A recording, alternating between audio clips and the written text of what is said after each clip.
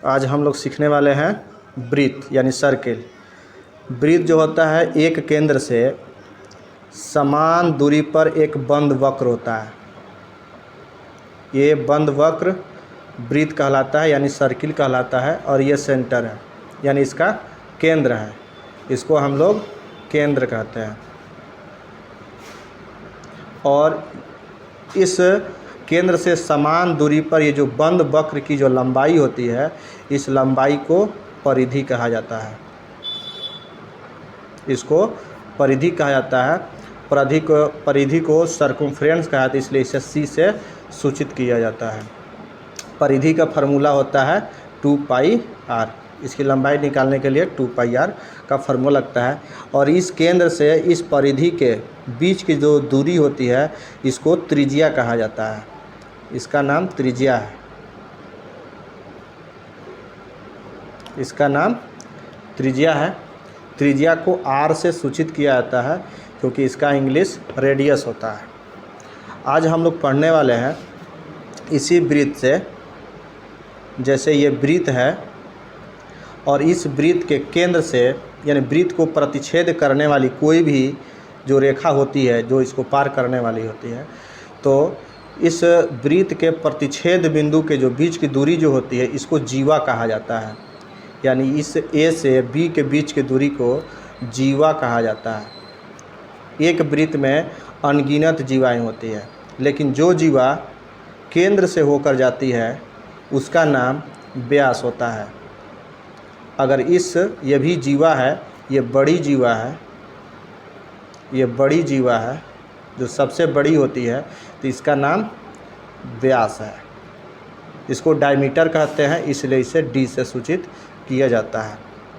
एक व्यास 2 त्रिज्या के बराबर होती है, इसलिए डी बराबर 2r होता है। यह वृत्त जितनी दूरी को घेर के रखे हुए है, उस क्षेत्र को वृत्त का क्षेत्रफल कहा जाता है। तो वृत्त का क्षेत्रफल यानी वृत्त का क्षेत्रफल होता है πr²।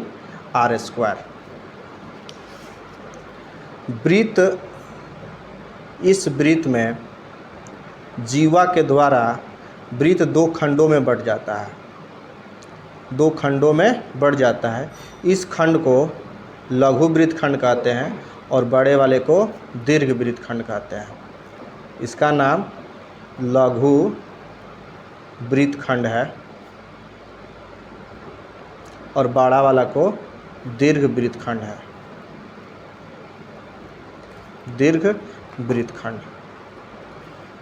वृत्त खंड के लिए और वृत्त खंड का क्षेत्रफल निकालना हो तो यहाँ केंद्र पर थीटा होता है। थीटा डिग्री का कोण बनता है।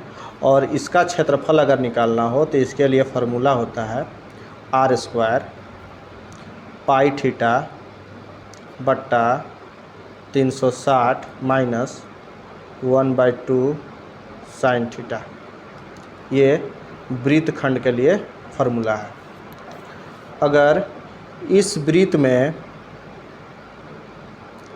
2 त्रिज्या के बीच ये खंड काट लिया जाए इस थीटा डिग्री पर, तो इस खंड का नाम त्रिज्य खंड होता है। इसको बोलते हैं त्रिज्य खंड। इसका नाम है त्रिज्य खंड। और त्रिज्य खंड का क्षेत्रफल होता है πr² थीटा बट्टा 360। इसी वृत्त में ये चाप है, यहाँ से यहाँ तक की दूरी अगर ये जीवा से काट लिया जाए तो ये चाप जो मिलता है AB, तो इसको चाप बोला जाता है। ये चाप है यानी AB है, तो चाप दर्शाने के लिए ऐसे इसके ऊपर सिंबल डालना होगा, नहीं तो जीवा कहलाएगा। तो इसकी लंबाई अगर निकालना हो तो लंबाई के लिए फार्मूला होता है πr θ बट्टा 180 होता है।